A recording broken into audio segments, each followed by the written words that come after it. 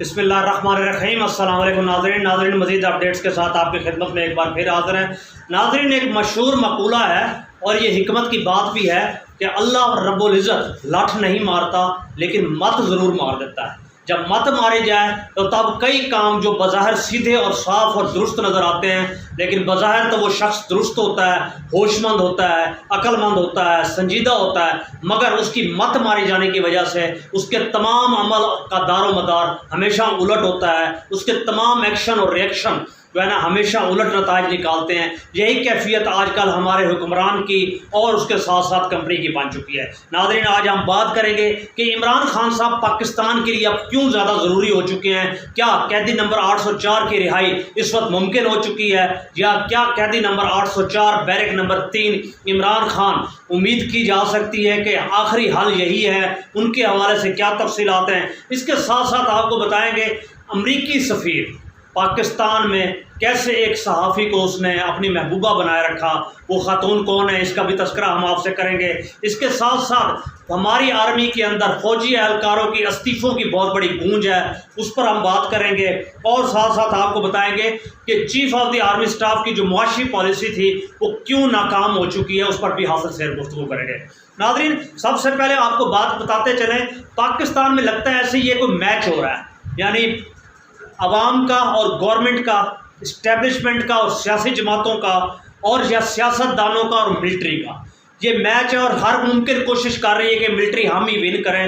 اور صورتحال تو یہ ہے کہ گلگت بلتستان کی اسمبلی ہو جہاں اسے تالا لگایا گیا، گزشتہ دن آپ نے دیکھی وہاں کی حقیقت کہ بلدیاتی انتخابات میں کتنا بڑا مارکا لیا گیا۔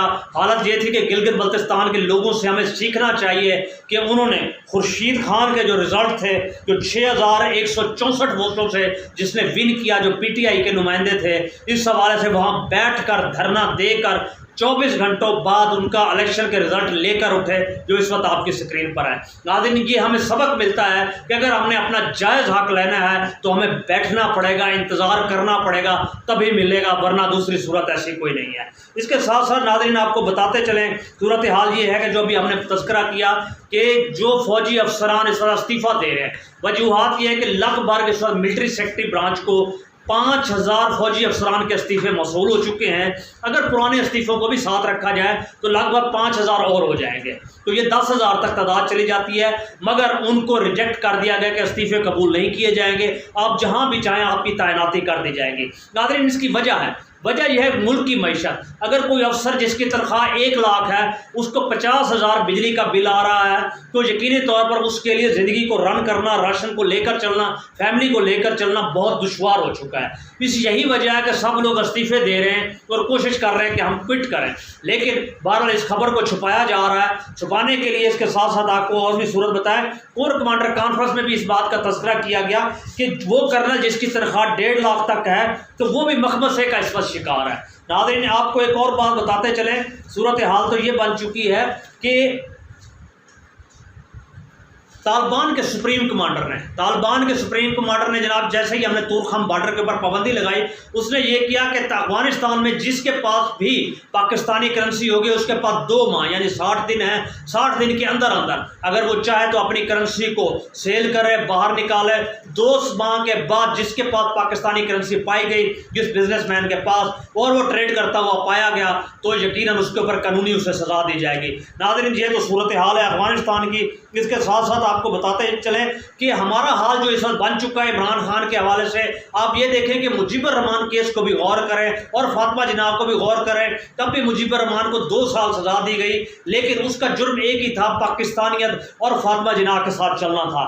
بہرحال افسوس کا مقام ہے آج بھی صورتحال عمران خان کے ساتھ وہی ہے، جہاں ہمارے آرمی چیف صاحب کہتے ہیں کہ میں نے جناب صاحب ان پاکستان کو بہت زیادہ اوپر اور بلندیوں پر لے جانا ہے۔ وہاں پر بلندیوں پر کیا لے جانا، شادیہ مری صاحبہ کی آپ تصویر ملاحظہ کیجئے، جب کچھ نہ تھا اور جب جناب صاحب اس وقت حکومت کی راہداریاں تھیں وہ 97 ارب روپیہ تھا۔ 97 ارب روپے کی بات آپ کو بتاتے چلیں، جس نیوز اینکر نے یہ خبر بریک کی تھی اس کو اس وقت آف ایئر کر دیا گیا ہے۔ ناظرین، ہمارے جنرل صاحب یہ تو فرماتے ہیں کہ میں اوپر لے کر جاؤں گا معیشت کو، لیکن کیا کرنا ان لوگوں کا جو اربوں اور خربوں روپے معاف کروا کر یہاں سے نکل گئے۔ اور اس کے ساتھ ساتھ آپ کو بتاتے بھی چلیں، افسوس کا مقام تو یہ ہے اگر آپ نے واقعی اوپر لے جانا ہے تو سب سے پہلے احتساب وردی کا کیجیے، وردی والوں کا کیجیے، وردی میں رہنے والوں کا کیجیے۔ اس وقت تمام تر دیگر کو صورت حال ہے گلگت بلتستان میں ٹی ٹی پی کے حوالے سے، ہمارے افواج کے لوگوں کے اغوا کے حوالے سے اس وقت ہمارے پاس کسی طرح کا کوئی معاشی پلان نہیں ہے جس کے ذریعے یہ کہا جا سکے کہ ہم آگے بڑھیں گے۔ اور یہی وجہ ہے کہ میں کہہ رہا ہوں کہ آرمی چیف کی پالیسی کیوں معیشت کی ناکام ہو چکی ہیں، کیونکہ کسی بھی ڈپارٹمنٹ میں فروٹفل رزلٹ نہیں آ رہا۔ آج کا نتیجہ یہ ہے کہ پاکستان کی گروتھ آج -0.7% ہو گئی ہے، ناظرین مائنس میں جا چکی ہے۔ اگر کاسمیٹک چینجز چند روپے ڈالر میں آئی بھی ہے تو اس کا حقیقت سے کوئی تعلق نہیں ہے۔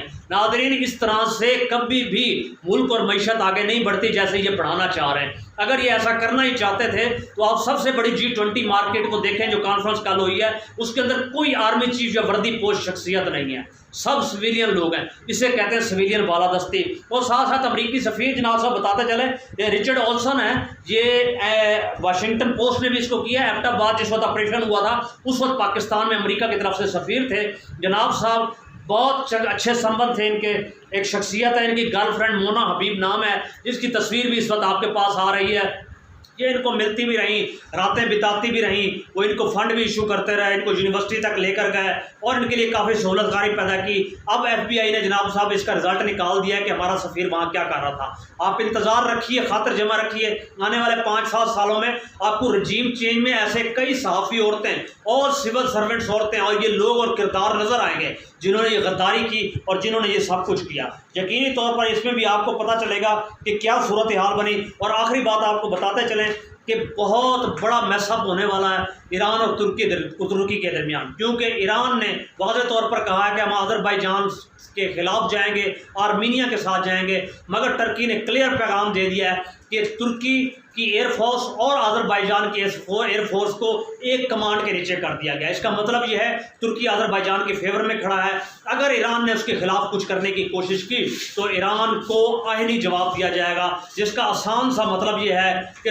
ترکی اپنا ایران اور آرمینیا، دوسرے ورسز اگر آپ لیں آذربائیجان، ترکی اور ان کے پیچھے اسرائیل۔ یقینی طور پر یہی وجہ ہے کہ اس وقت اسرائیل کی طرف سے بہت بڑا تھریٹ ایران کو دیا گیا ہے۔ ناظرین ایک اور میدان سجتے میں جا رہا ہے۔ بہرحال اللہ تعالیٰ خیر اور عافیت کے معاملات فرمائے۔ اپنا خیال رکھیے گا۔ السلام علیکم۔